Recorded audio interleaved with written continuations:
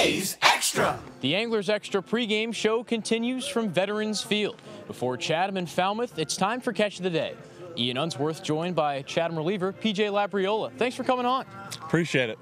It's your second stint in Chatham. The first lasted week and a half, but now you're back. Yep. What brought you back?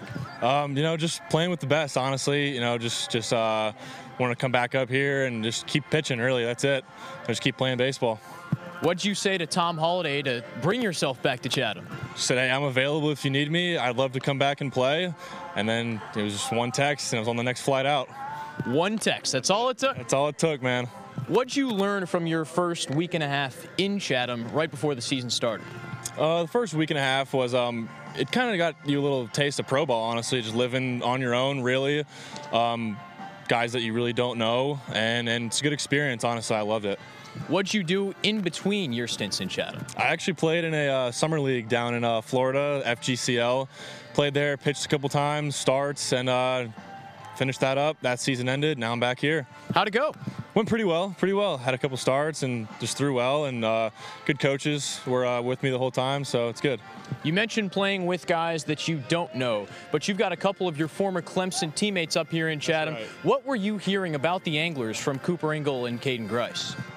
They were just telling me that, it's still, a great league. Just get back up here and play, and they'd love to see me, and I'd love to see them. They're my boys, so it's all a good time. We're going to see something we haven't seen before tonight. Caden Grice is starting on the mound for the Anglers. Now, you saw him throw at Clemson. What should we expect? You should expect just 4 or 5 solid innings from the guy. I mean, he can really pitch and hit, obviously.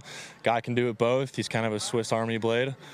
Swiss Army knife, if you will. But yeah, he's a good ball player. What's the scouting report on Caden Grice as a pitcher? Big fastball, keeps it low in the zone, sinker ball guy, big overhand curveball, throws strikes, doesn't walk anybody.